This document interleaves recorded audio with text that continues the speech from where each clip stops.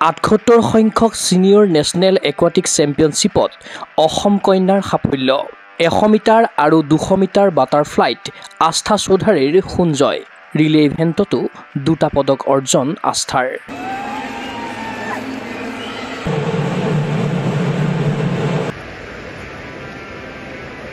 যোৱা 22 জুনৰ পৰা উৰিষ্যাৰ ভুৱনেশ্বৰত অনুষ্ঠিত হৈছে 78 সংখ্যক সিনিয়ৰ নেশ্যনেল একুৱাটিক চেম্পিয়নশ্বিপ এই প্ৰতিযোগিতাত ৰেলৱে স্পৰ্টছ প্ৰমোচন বোৰ্ড চমুকৈ RSPBক প্ৰতিনিধিত্ব কৰি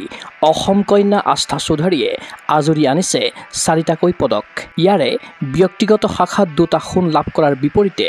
ৰিলেট অৰ্জন কৰিছে এটাকৈ ৰূপ আৰু এটা ব্ৰঞ্জৰ পদক দেওবাৰে প্ৰতিযোগিতাৰ প্ৰথম দিনাই তাৰকা সাঁতুৰবিদ আস্থা চৌধাৰীয়ে আজৰি আনিলে 2টাকৈ পদক মহিলাৰ 100 মিটাৰ বাটাৰফ্লাইত সন্তৰণবিদ গৰাকীয়ে জয় কৰে সোণৰ পদক 1 মিনিট 0.350 ছেকেণ্ড সময়েৰে স্বৰ্ণ জয়ৰ গৌৰৱ লাভ কৰে অসম কন্যা আস্থাই একেদিনাই 4x200 মিটাৰ ফ্ৰী ষ্টাইলত আস্থা চৌধাৰীৰ সহিতে ৰেলৱে স্পৰ্টছ প্ৰমোচন বোৰ্ডৰ মহিলা দলটোৱে দখল কৰে ব্ৰঞ্জৰ পদক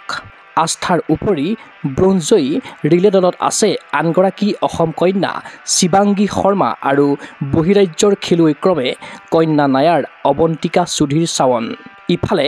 সোমবাৰে প্ৰতিযোগিতাৰ দ্বিতীয় দিনা mix 4x100 metre medley relay railway sports promotion বোৰ্ডৰ দলটোৱে লাভ কৰে ৰূপৰ পদক দলটোত 2 অসম কন্যা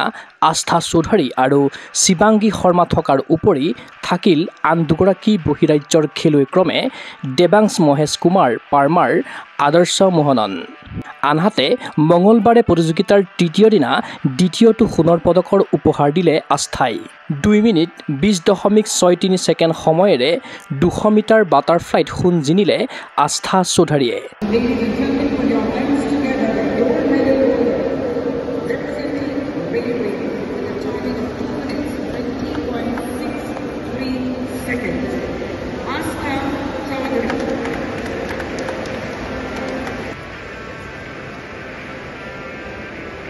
উল্লেখ্য যে আস্থা চৌধাৰীয়ে চলিত প্ৰতিযোগিতাত আৰু 2টা ইভেণ্টত খেলিবলৈ বাকী আছে ক্ৰীড়া অনুৰাগীৰ আশা সিনিয়ৰ পৰ্যায়ত অসম কন্যা আস্থা চৌধাৰীৰ এই বিজয়মুখী যাত্ৰা হওক অবিৰত নিউজ ডেস্ক ৰিপৰ্ট গোগো স্পৰ্টছ এনি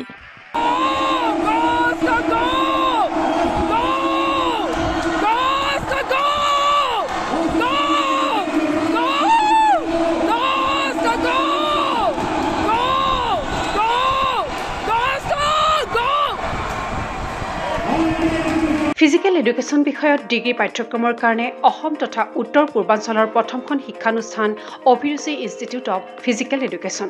2 বছৰীয়া ফিজিকেল এডুকেশ্যনৰ BPEd পাঠ্যক্ৰম আৰু 4 বছৰীয়া BPES পাঠ্যক্ৰমৰ বাবে নামভৰ্তি চলি আছে বিতংকৈ জানিবৰ বাবে আজি যোগাযোগ কৰক যোগাযোগৰ নম্বৰসমূহ হৈছে 9435100098 7002233540 8876521098 website www.aipguwahati.in